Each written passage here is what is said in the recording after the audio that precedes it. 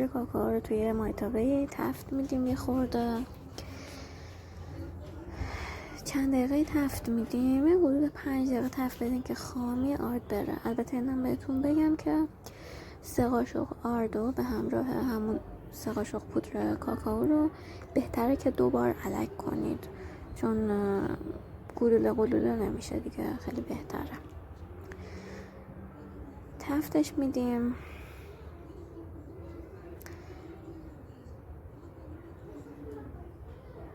همینطور که میبینید کانال ما رو هم سابسکرایب کنید، لایک و کامنت های خوشگلتونم ببینم دیگه. کانال هایی که تازه زده میشه احتیاج به حمایت داره. بسیار خوب. بعد که تفت خورد شکر رو اضافه میکنم. شکر بهتره که نصف فنجون باشه، چون من زیاد ترجیح میدم که زیاد شیرین نباشه.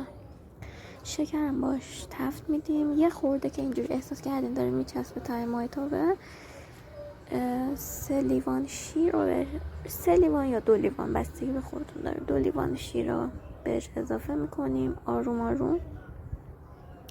ولی چون من گوشی دستمه نمیتونم همزمان هم بزنم. شما همزمان که اضافه میکنی کم کم هم بزنید که گوله نشه. الان برای من یه مقدار گوله شده. به هم میزنیم.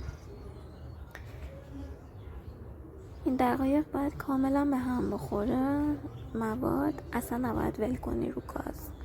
کاملا هم میزنید تا تمام مواد ترکیب شه و تمام این گوله ها از بین بره. این گفتم من چون گوشی دستم بود نتونستم خوب اجرا کنم، گوله مونده. هم میزنید. این در نهایت حدود 20 دقیقه باید روی گاز بمونه تا به یه غلظت خاصی برسه.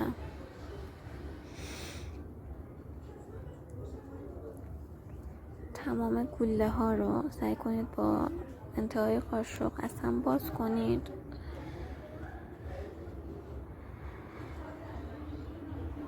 روی شعله ملایم باشه.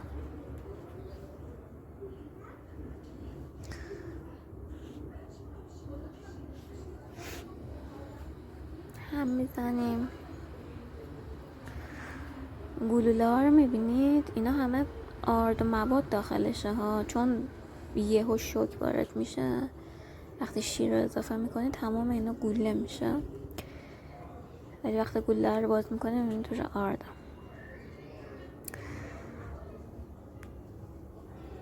کاملا باید هم بخوره.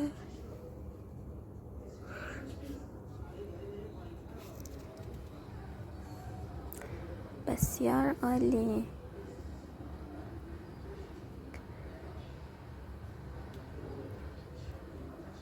ببینید این کار یکم به حوصله احتیاج داره. من هر وقت این کار انجام میدم با حوصله باید قشنگ پای گاز وایسین هم بزنید. در غیر این صورت نمیشه، سر میره از روی گاز و باید وایسید حوصله به خرج بدید. بله کم کم هم داره به جوش خوردن میفته. چند تیکه کرم بهش اضافه کردم قوام بهتری بهش بدم. کره رو هم میزنیم تا آب بشه داخلش.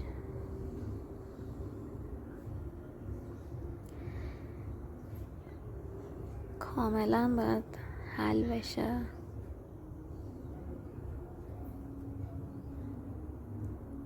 کاملا کره با مواد باید مخلوط بشه و روی شعله گاز حل بشه. از کنارها شروع کرده به جوشیدن.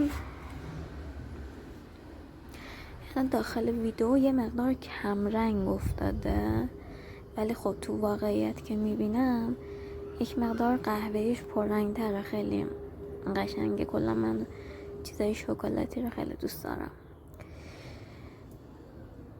ببین این قوام یک مقدار دیگه باید غلیظ‌تر بشه. این الان کافی نیست. میتونید به سلیقه خودتون چند تا شکلات هم اگر دوست داشتین چند تا شکلات کاکائو هم آب کنید داخلش بریزید برای کسایی که خیلی دیگه طعم شکلات دوست دارن. ولی خب به نظرم نیاز نیست، همین کافیه.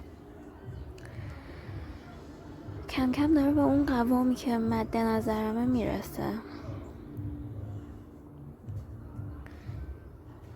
مدام که هم بزنید با قاشق بیارید. خب من موادم آماده شد، اینا رو طبقه به طبقه روی هم گذاشتم و رو هم میچینیم. دستور خاصی نداره، خیلی راحته. روی هم میچینیم، مواد لابلا میریزیم، به دلخواه موز میریزیم و چیزای دیگه که دوست داشته باشین، گردو یا حالا هر چیز دیگه. اینا رو با هم انجام میدیم، یه طبقه مواد، یه طبقه موز، یه طبقه بیسکویت و همینطور ادامه میدیم دیگه. دستور خیلی هاتون بلدین، ولی خب من خواستم یه بار ویدیوشو گذاشته باشم چون خیلی من این کیکو دوست دارم. بعد همطور که میبینید مواد رو روش میکشیم.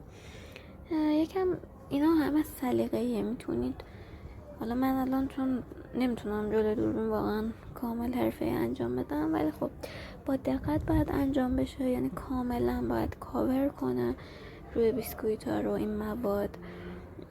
حالا بر من یه مقدار گوله گوله هاشم مونده، حالا شما با سلیقه تر انجام بدین. کاملا دور تا دور رو باید کاور کنه، یعنی گاهی وقت باید این به یه غلظتی برسه بتونه کاملا کاور کنه دور و برشو. ولی خب حالا فعلا من در همین حد دارم انجام میدم. باید سعی کنید که همش منظم روی هم در بیاد. مواد یکم سفت شده، نمیتونم کامل چیز کنمش.